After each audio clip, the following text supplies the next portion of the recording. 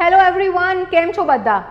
તો ઘણા બધા મેસેજ આવ્યા, કોલ્સ આવ્યા કે મેમ એસટીઆઈના પેપરની ઉપર એક વિડીયો કરો ને, કારણ કે બહુ જ કન્ફ્યુઝન છે એન્ડ ઓલ ધોઝ થિંગ્સ. તો આજે 5 મિનિટ એસટીઆઈના આપણે પેપરની વાત કરીએ. નેક્સ્ટ વિડીયો જે આવશે થોડું ડિટેલમાં કરીશું અને નોટ મેકિંગ પર કરીશું, નોટ્સ કઈ રીતે બનાવવી. હે, છોકરાઓ મહા કન્ફ્યુઝ છે અને મને તમે લોકો કોલ કરો એટલે પછી હું એ વસ્તુ પર વિડીયો બનાવું, અને આના માટે તો બહુ જ વિડીયોઝ આવ્યા છે. તો હું પાછું મને ઇન્ટ્રોડ્યુસ કરવાનું ભૂલી ગઈ. મારું નામ છે શ્રુતિ પંચાલ. 4 વાર જીપીએસસીની એક્ઝામ આપી, એમાં 4 વાર ઇન્ટરવ્યૂ અપિયર્ડ છું અને લાસ્ટ 2 ટાઈમ્સ ત્રીજી અને ચોથી વાર મારો રેન્ક આવ્યો છે 66 અને 9th, 66 અને 9th રેન્ક. છેલ્લા 7-8 વર્ષથી ભણાવું છું એન્ડ બહુ મજા આવે છે મને ભણાવવામાં. ઓકે, હવે આપણે વાત કરીએ એસટીઆઈનું પેપર. તો છોકરાઓએ મને કીધું ને કે મેમ બહુ બધા વિડીયો ચાલે છે માર્કેટમાં અને બહુ કન્ફ્યુઝન ક્રિએટ થઈ ગયું છે. તો આજે છે ને મેં પણ અડધો કલાક કાઢીને બધા વિડીયોઝ આમ છે ને સ્કીપ કરીને જોયા. તો એક કોમન ફીચર મને એ જોવા મળ્યું કે એસટીઆઈનો કટ ઓફની વાત કરવાના બહાને મોસ્ટ ઓફ ધેમ છોકરાઓના ફીડબેકની કંઈક સ્લાઇડ્સ મૂકે છે, ક્યાં તો પછી પેપર કેવું હતું, ક્યાં તો અમારી ટેસ્ટમાંથી કેટલા પ્રશ્ન પૂછાયા હતા એની વાત કરે છે.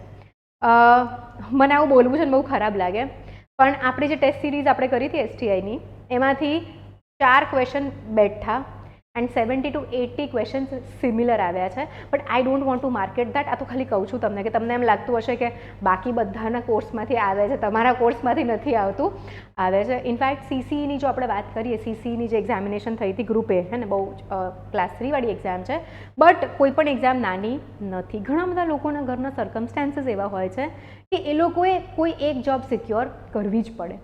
તો આઈ રિસ્પેક્ટ ઓલ ધોઝ વોરિયર્સ જે લોકો આ સ્પર્ધાત્મક પરીક્ષાઓની તૈયારી કરે છે. પછી એ કોઈ પણ એક્ઝામ કેમ ના હોય, કારણ કે બહુ કોમ્પિટિશન છે હવે અને બહુ મહેનત કરવી પડે છે.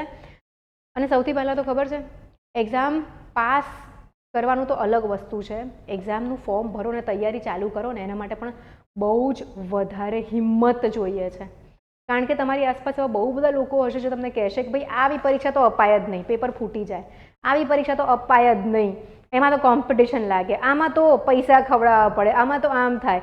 એ બધું સાઈડમાં મૂકીને તમે તમારું લાઈફ જે છે, તમારા પરિવારની લાઈફ સારી કરવા માટે આટલી મહેનત કરો છો, તો hats of to all of you warriors જે એએમસીની, સીસીઈની, એસટીઆઈની, ડીવાયએસઓની, બિન સચિવાલય ક્લર્ક, તલાટી, જીપીએસસી, યુપીએસસી જે પણ એક્ઝામ આપે છે. To me all the aspirants are same, હે ને. ચલો હવે આપણે જઈએ એસટીઆઈનું પેપર. ભાઈ પેપર કેવું હતું ના, તમને યાદ હોય તો આપણે એકાદ વિડીયોમાં જ ચર્ચા કરી છે કે પેપરમાં 2 ધારી તલવાર જેવું છે કે ક્યાં તો હસમુખ પટેલ સર આવ્યા એ પહેલાં પેપર નીકળી ગયું હોય, ક્યાં તો હસમુખ પટેલ સર આવે પછી નવું પેપર બનાવડાવે. સો આ પેપર જોતા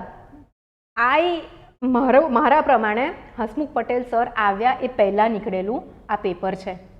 ઇન્ડિયા બિક્સના ક્વેશ્ચન્સ નથી બેઠે બેઠા. યસ, ખુશ થવાવાળી વાત છે કે હવે જે એકચ્યુઅલ મહેનત કરવાવાળા વિદ્યાર્થીઓ છે એ લોકો સારું સ્કોર કરી શકશે. હવે પેપર કેવું છે, બરાબર, સખત ભયંકર ઇઝી પેપર છે. આજ સુધી એસટીઆઈની એક્ઝામમાં 100 ઉપર મેરિટ નથી ગયું.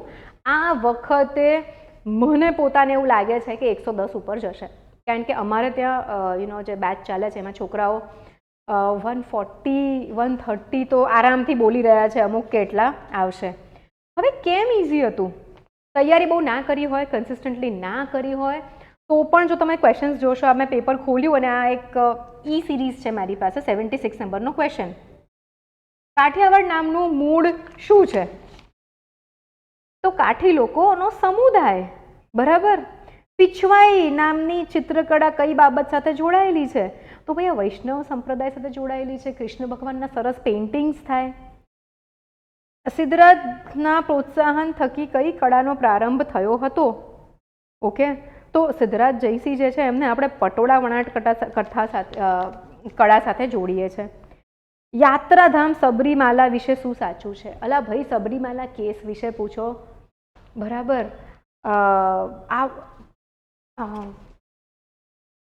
ધર્મમાં આવશ્યકતાનો સિદ્ધાંત જે છે એ એક સિદ્ધાંત આપણા ન્યાયતંત્રે ઉદ્ભવ્યો છે, એના વિશે પૂછો. માંજુલી ટાસ્પુ વિશે શું સાચું છે? આસામમાં આવ્યું, એટલું ઇઝી પેપર છે કે જે વ્યક્તિએ I think basic general knowledge ધરાવે છે ને એને પણ આવડી જ જાય. ઘણા બધા ક્વેશ્ચન્સ બહુ જ ઇઝી હતા અને આઈ ફીલ સમહાઉ કે 110 આસપાસ મેરિટ જવું જોઈએ, બિકોઝ અટેમ્પ્ટ પણ ઘણા બધા થયા છે. હવે બીજો એક ક્વેશ્ચન, મને તો જેટલી વાર પેપર ખોલું એટલે મને તો હસવું આવે છે. જીપીએસ એ કયા સિદ્ધાંત પર આધારિત છે? ટ્રાઇલેટરેશન. બરાબર, ઘણી બધી ઇન્સ્ટિટ્યૂટની આન્સર કીઝમાં ટ્રાન્સમિશન આપ્યું છે, બટ ના. સો યસ, હવે આપણે વાત કરીએ કે જો તમારા માર્ક્સ 110 પ્લસ ઓર માઇનસ 5 થતા હોય, બરાબર, પ્લસ ઓર માઇનસ 5 થતા હોય, દેન તમારે મેન્સની તૈયારી ચાલુ કરી દેવી જોઈએ. હવે બીજો પ્રશ્ન, મેન્સ ક્યારે આવશે મેમ? ઓકે, મેન્સ ક્યારે આવશે? 4 મહિના ગણી લઈએ તો આઈ વુડ સે કે એપ્રિલ આસપાસ બહુ જલ્દી થઈ જશે, બટ આપણે 4 મહિના જ છે આપણી પાસે તૈયારીના, એમ ગણીને ભણવાનું ચાલુ કરવાનું છે. 3 થી 4 મહિના આયોગ આપે એવું મારું માનવું છે. ઓકે, તો 4 મંથ્સ પછી એટલે એપ્રિલ, મે, રાઈટ. એના પછી બીજો ક્વેશ્ચન, મેમ મેન્સની તૈયારી કઈ રીતે કરવાની? હું એની ઉપર વિડીયો બતાવતી રહીશ, but today I want to say, જેમ જીપીએસસી ક્લાસ 1-2 માટે આપણે દિશા બેચ કરી હતી, તો દિશા બેચનું જે નામ છે ને, દિશા, એ ખાલી મેન્સ માટેનું જ નામ છે. So we are going to have a Disha batch. તેના માટે STI મેન્સ માટે. ઓકે, દિશા બેચ જે હતી આપણી, તમે તમારી આસપાસના લોકો કે સ્પીપાના લોકો પાસેથી ફીડબેક લઈ શકો છો.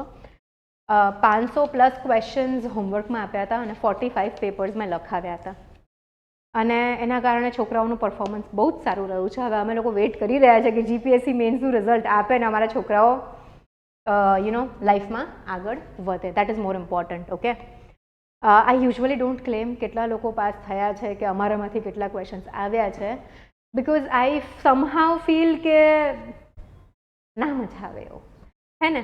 તો STI મેન્સ માટે આપણે બેચ ચાલુ કરીશું. બેચ ક્યારે ચાલુ કરીશું? એકચ્યુઅલી એડમિશન્સ ચાલુ થઈ ગયા છે, 3 એડમિશન ઓલરેડી થઈ ચૂક્યા છે કે મેમ તમે જ્યારે ચાલુ કરો ત્યારે અમારે એડમિશન પાક્કું. ઓકે, સો આન્સર કી આવી જાય એના લગભગ 10 ડેઝ પછી આ બેચ આપણે ચાલુ કરીશું, જેમાં તમારું ઇંગ્લિશનું પેપર, ગુજરાતીનું પેપર, GS1 અને GS2 આ બધું જ કવર થશે. Answer writing practice, daily homework, weekly test બધું જ અંદર ઇન્ક્લુડ થઈ જશે. ઓકે, તમે લોકો એક્ઝામ લખીને હવે મારી જવાબદારી. ઓલ્સો જે લોકો એનરોલ કરવા નથી માંગતા કે જે લોકો એનરોલ નથી કરી શકતા કોઈને કોઈ રીઝનના કારણે, ડોન્ટ વરી, હું યુટ્યુબ પર નાના મોટા વિડીયોઝ લાવીને જેમ ટાઈમ રહેશે માર્ગદર્શન આપતી રહીશ. ઓલ્સો આ બેચ જે છે ઓફલાઈન પ્લસ ઓનલાઈન બંને મોડમાં ચાલશે, લાઈવ થશે, કોઈ પણ રેકોર્ડેડ લેક્ચર્સ નહીં આપવામાં આવે. આઈ એમ અગેન્સ્ટ દેટ થિંગ કે હું રેકોર્ડેડ લેક્ચર્સ તમને આપી દઉં જૂના. ઓકે, તો કી આવે એના લગભગ 10 દિવસ પછી આપણે સ્ટાર્ટ કરીશું. We will only do 50 seats.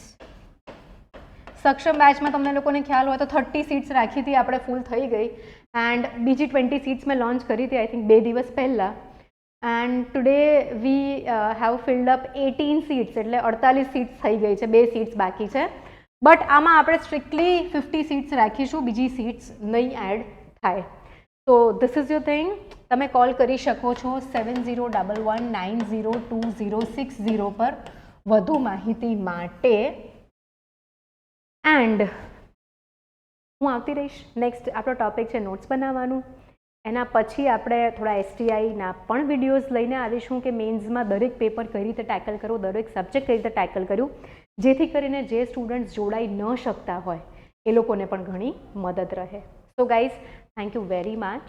And this is like extremely optional, કારણ કે છે ને કમેન્ટમાં એમ છોકરાઓ કહે છે કે મેમ તમે કહો તો ખરા કે તમે બેચ કરવાના છો. તો અમને ખ્યાલ આવે. So this is just purely information. Enrol કરવું જરૂરી નથી. That is your personal choice. Next topic, how to make notes. મળીએ next time. Bye, take care, see you. તમારા બધાની પાસે નંબર છે. ઓલ્સો આ વિડીયોની ડિસ્ક્રિપ્શનમાં એક લિંક આપી છે. એ લિંક પર ક્લિક કરીને ફોર્મ ભરશો તો અમારા તરફથી નિધિ મેડમ તમને કોલ કરશે. Also update about Nidhi madam. એમને પગમાં ફ્રેક્ચર થયું છે બટ હવે એમની તબિયત ઘણી સારી છે. So when you talk to her please be kind. Thank you. By.